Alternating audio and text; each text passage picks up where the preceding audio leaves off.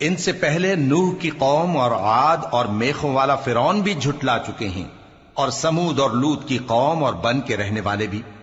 یہی وہ شکست خوردہ گروہ ہیں۔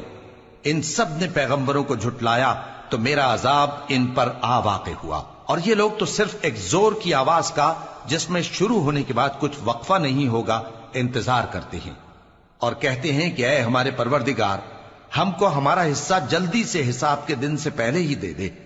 اے پیغمبر صلی اللہ علیہ وآلہ وسلم، یہ جو کچھ کہتے ہیں اس پر صبر کرو، اور ہمارے بندے داؤد کو یاد کرو جو صاحب قوت تھے، بے شک وہ رجوع کرنے والے تھے۔ جو لوگ ہماری آیتوں پر ایمان لائے اور فرمانبردار بن گئے، ان سے کہا جائے گا کہ تم اور تمہاری بیویاں عزت و احترام کے ساتھ بہشت میں داخل ہو جاؤ۔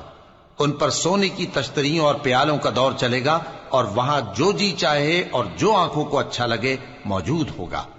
اور اے اہل جنت، تم اس میں ہمیشہ رہو گے، اور یہ جنت جس کے تم مالک بنا دیے گئے ہو تمہارے اعمال کا صلہ ہے۔ یہاں تمہارے لیے بہت سے میوے ہیں جن کو تم کھاؤ گے، اور گناہگار یعنی کفار ہمیشہ دوزخ کے عذاب میں رہیں گے، جو ان سے ہلکا نہ کیا جائے گا، اور وہ اس میں نا امید ہو کر پڑے رہیں گے۔